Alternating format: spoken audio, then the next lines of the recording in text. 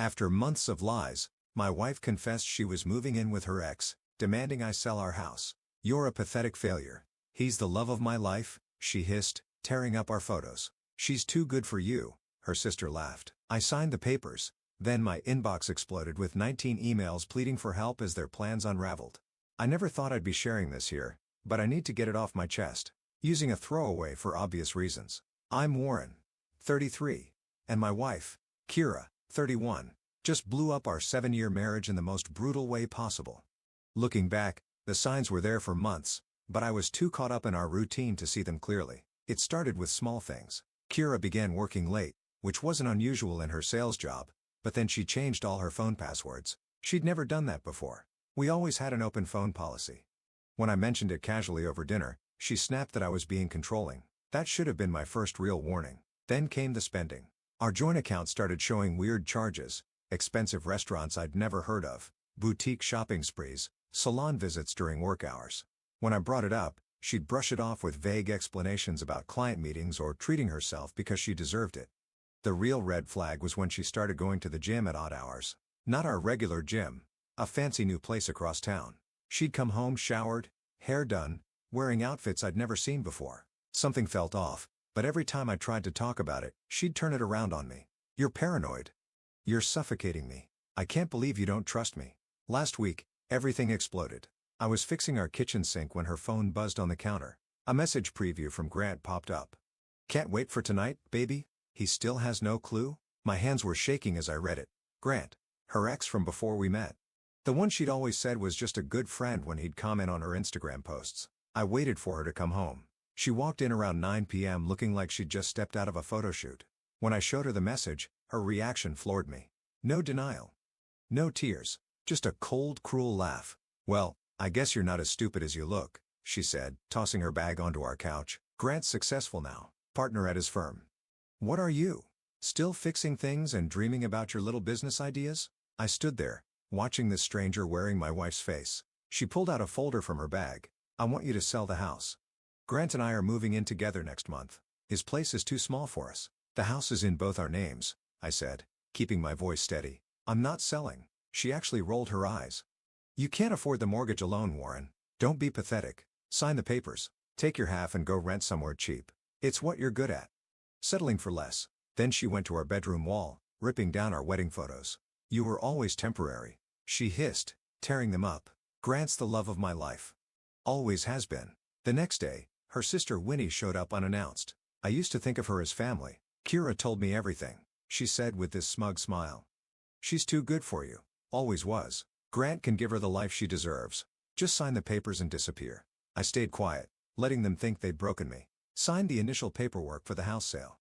Watched Kira's triumphant smile. But they don't know me. Not really. What they don't realize is that I've been watching, documenting, preparing. Every suspicious charge, every cruel message, every manipulative move. While they were busy congratulating themselves, I was making my own plans. They think I'm some pathetic pushover who'll just roll over and take this. They're about to learn how wrong they are. I'll post updates as things unfold. Right now, I need to make some calls and set things in motion. Kira and Grant think they've won, but they have no idea what's coming. Edit. Thank you for all the support. To answer some common questions, yes, I've already talked to a lawyer. No, we don't have kids. And, yes, I'm doing okay. Not great, but focused. I'll update when I can, but things are about to get interesting. Edit 2. Since people are asking, this happened in a medium-sized city in the Midwest. Update 1. First, thank you for all the support on my last post. A lot has happened, and Kira has no idea what's coming. Remember how I mentioned I had been preparing? Here's what I've been up to. While Kira thought I was moping around the house these past months, I was actually documenting everything. Every late-night work meeting, every suspicious purchase, every nasty text from her and Winnie. I let them think I was clueless while I moved my pieces into position. Last week, I had coffee with Kira's parents. They've always treated me like a son, and I felt they deserved to hear the truth directly from me. I showed them the screenshots of Kira and Grant's conversations, the joint account statements showing thousands spent at hotels, and photos from my neighbor's doorbell camera catching their afternoon meetups at our house. Her mom broke down crying. Her dad just sat there, staring at his coffee. "We raised her better than this," he kept saying. Then he dropped a bomb. Kira had borrowed $20,000 from them last month, claiming it was for our home renovation. They now know that money went to a deposit on a new place with Grant. Here's where it gets interesting. Remember how Kira kept pushing me to sign those house sale papers? Turns out, Grant's big partner position isn't as solid as they pretended. His company's been losing clients, and he needed the money from our house sale to cover his own debts. I found this out through an old college buddy who works in the same industry. I let Kira think I was desperate to keep the house, playing right into her arrogance. Meanwhile, I've been in talks with a competing firm, the one that's been poaching Grant's clients. They offered me a position that puts me directly in competition with Grant's department. I start next week. But the real chess move. I've been recording all my conversations with Kira and Winnie, single-party consent state. Last night, they came over to discuss the house sale. Their mask of civility slipped real quick when I mentioned wanting a fair split of assets. You're lucky we're letting you walk away with anything. Winnie sneered. My sister wasted 7 years with your pathetic ass.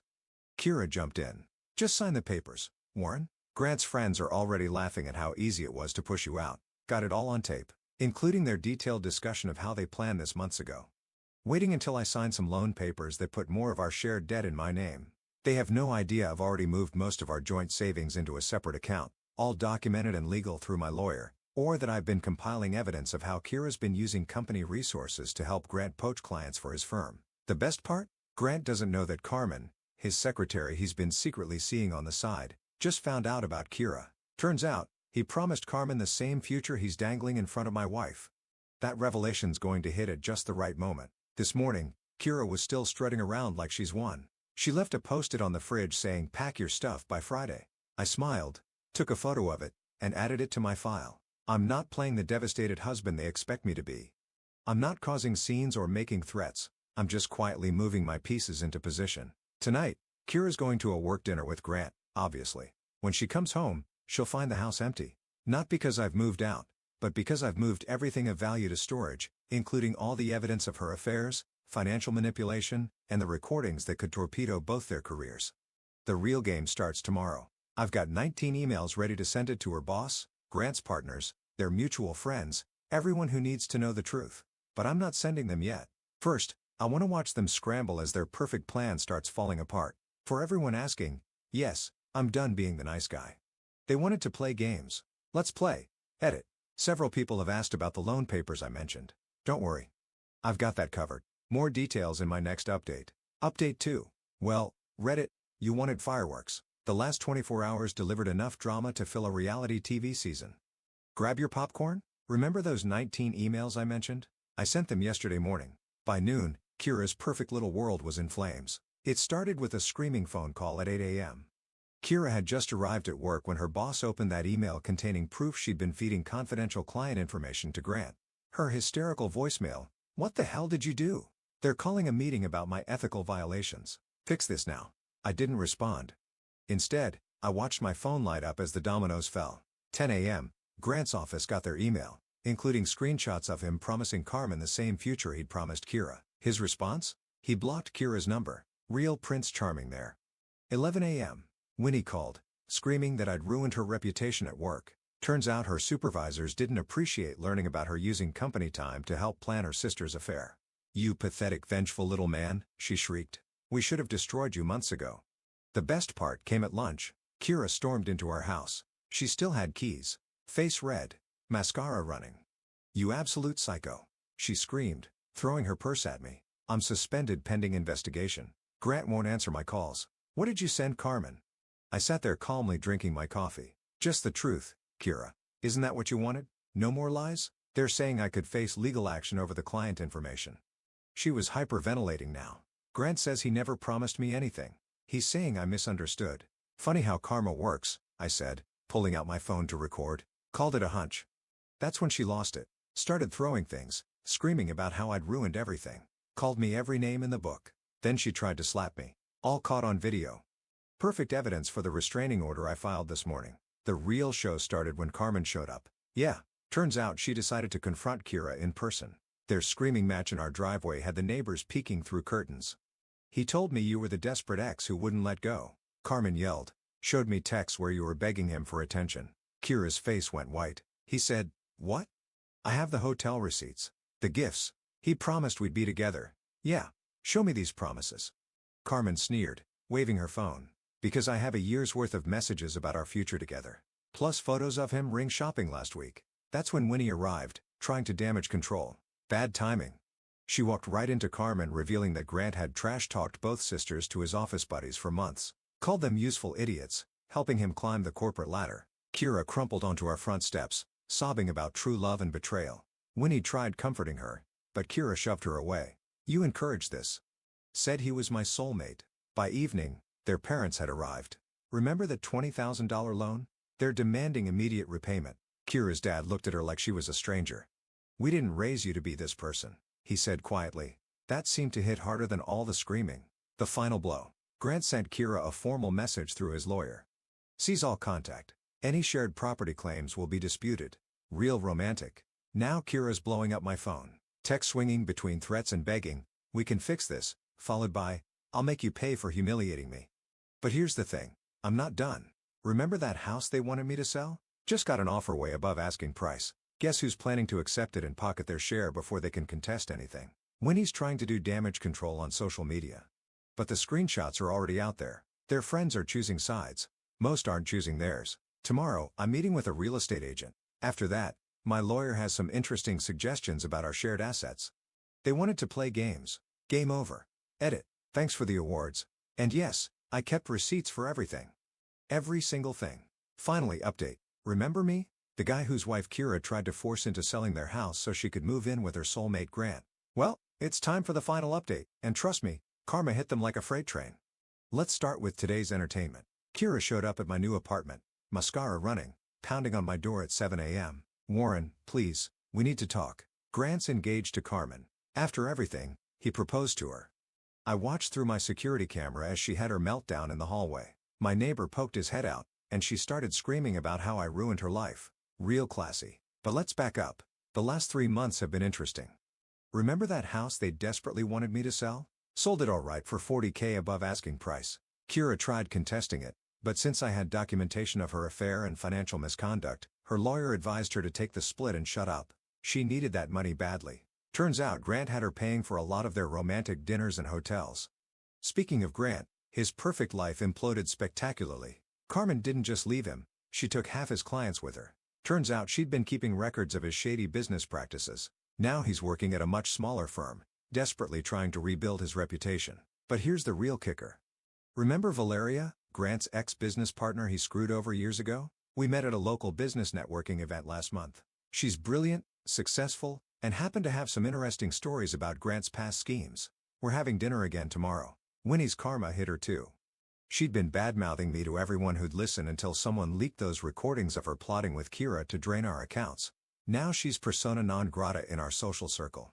Last week, she tried adding me on LinkedIn, denied with a screenshot of her "he's pathetic" text attached. Kira's living with her parents now. The look on her face when she saw me and Valeria at her favorite coffee shop, priceless. She tried to make a scene, but Valeria just smiled and said, "Oh, is this your ex? The one Grant used to laugh about?" This morning's meltdown wasn't Kira's first attempt at reconciliation.